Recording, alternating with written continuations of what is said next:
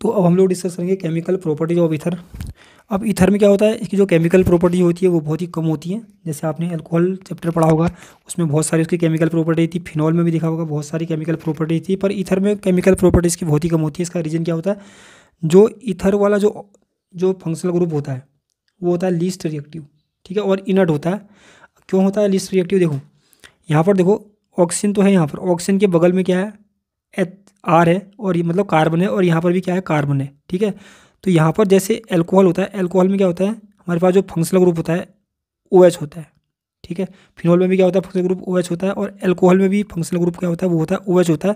तो यहाँ पर इसको हम लोग बोलेंगे एक्टिव हाइड्रोजन। एक्टिव हाइड्रोजन क्यों बोल रहे हैं, क्योंकि ऑक्सीजन के साथ हाइड्रोजन जुड़ा है, ठीक है, और ये वाला बॉन्ड क्या होता है, वीक हो जाता है, जिससे क्या होता है, ये इस हाइड्रोजन के उससे ये जो अल्कोहल और फिनॉल होते हैं ये बहुत सारी रिएक्शन देते हैं, क्योंकि इनमें एक्टिव फंक्शनल ग्रुप होता है जो मतलब ज़्यादा क्रियाशील हो जाता है।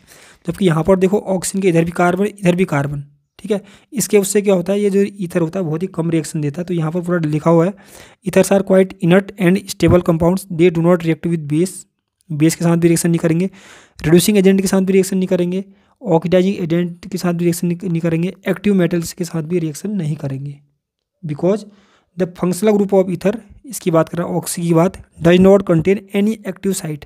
एक्टिव साइट का मतलब है कि यहाँ पर ओ के साथ कोई इस टाइप का एटम नहीं जुड़ा है जो रिएक्शन इजीली रिएक्शन करता है, यानी एक्टिव होता है, ठीक है। तो यहाँ पर देखो no reaction no reaction no reaction, पर इसकी कुछ रिएक्शन हो जाती है। जैसे हम लोग कंसनट्रेटेड एसिड के साथ इसकी रिएक्शन करा देंगे तो फिर ये रिएक्ट कर जाता है, ठीक है। तो पहला रिएक्शन है फॉर्मेशन ऑफ ऑक्सोनियम सॉल्ट। यहाँ पर हमने क्या करना है कि हमने कंसनट्रेटेड H2SO4 लेना है, कोल्ड कंसनट्रेटेड H2SO4 लेंगे, ठीक है। तो जो ईथर पर जो ऑक्सीजन है इसके जो लॉन पेयर होंगे वो जो यहाँ से H+ निकलेगा, H+ के साथ प्रोटोनेशन मतलब प्रोटोनेट हो जाएंगे, ठीक है, ये उस पर अटैक कर देगा, तो यहाँ पर H पॉजिटिव जुड़ जाएगा, तो ये क्या जुड़ गया, ऑक्सोनियम सॉल्ट बन गया, ठीक है। अब सेकंड क्या है, फॉर्मेशन ऑफ पेरोक्साइड। यहाँ पर क्या होता है, पेरोक्साइड का फॉर्मेशन भी होता है। अब पेरोक्साइड का फॉर्मेशन कैसे होता है कि अगर हम ईथर लें, ईथर का हम लोग क्या करते हैं, ऑक्सीडेशन करा दें, ठीक है। क्या लिखा है, ether combine with atmospheric oxygen to form hydroperoxide. इसमें सिंपल क्या करना है, जो ये ऑक्सीजन है तो ऑक्सीजन के बगल वाला कार्बन जो है, यहाँ पर ये भी कार्बन है, ऑक्सीजन के बगल वाला ये भी है, तो यहाँ पर जो एक हाइड्रोजन है, एक हाइड्रोजन को निकालो तो क्या बचेगा, CH बचेगा फिर, ठीक है।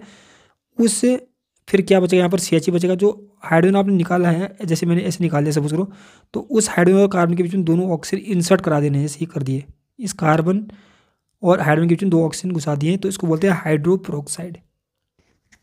ये दिख रहा होगा क्या बोलते हैं, हाइड्रोपेरोक्साइड, ठीक है। अब जो तो देखो ईथर की जो थर्ड रिएक्शन है वो है क्लीवेज बाय एसिड।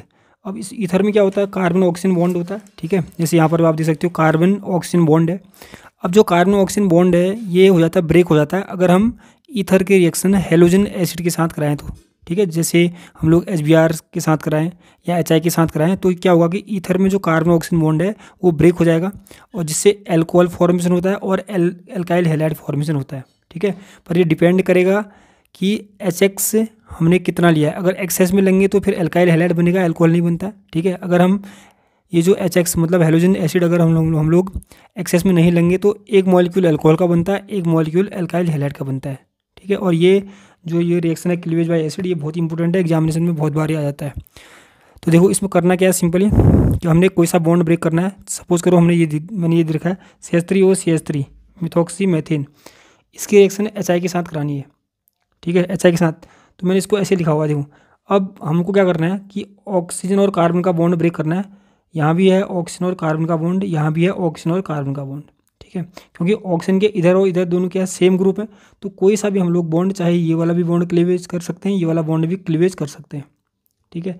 चलो मैं ये वाला करता हूँ, तो देखो क्या क्या होगा यहाँ पर, सिंपल देखो ऐसे शॉर्ट ट्रिक से हम लोग कर रहे हैं इसको, CH3I, ठीक है, क्योंकि CH3 के साथ I चले जाएगा तो CH3I बनेगा, और यहाँ क्या बचा फिर CH3OH, CH3OH, तो एक बन गया मेथनॉल, एक बन गया मेथिल आयोडाइड या आयोडोमेथिन, ठीक है। अब यहाँ पर देखो ये जो है ये है असिमेट्रिकल मिथॉक्सी एथिन, इसके इधर क्या है CH3 है, इधर क्या है CH2 CH3 है, इसकी रिएक्शन HI के साथ करानी है।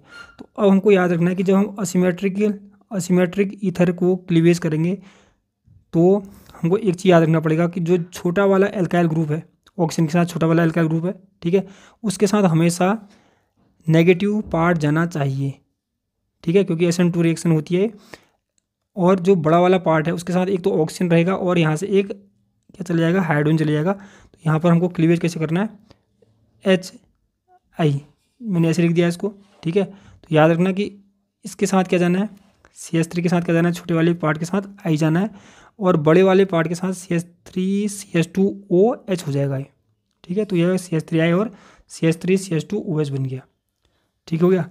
देखो इसकी मैकेनिज्म कैसे है। अब इसमें क्या होता है सिंपली, क्योंकि हम एसिड की प्रेजेंस, क्योंकि ये एसिड ही है, एसिड की प्रेजेंस में जब भी रिएक्शन करते हैं तो पहला स्टेप मैंने पहले ही बताया था कि क्या होता है, प्रोटोनेशन।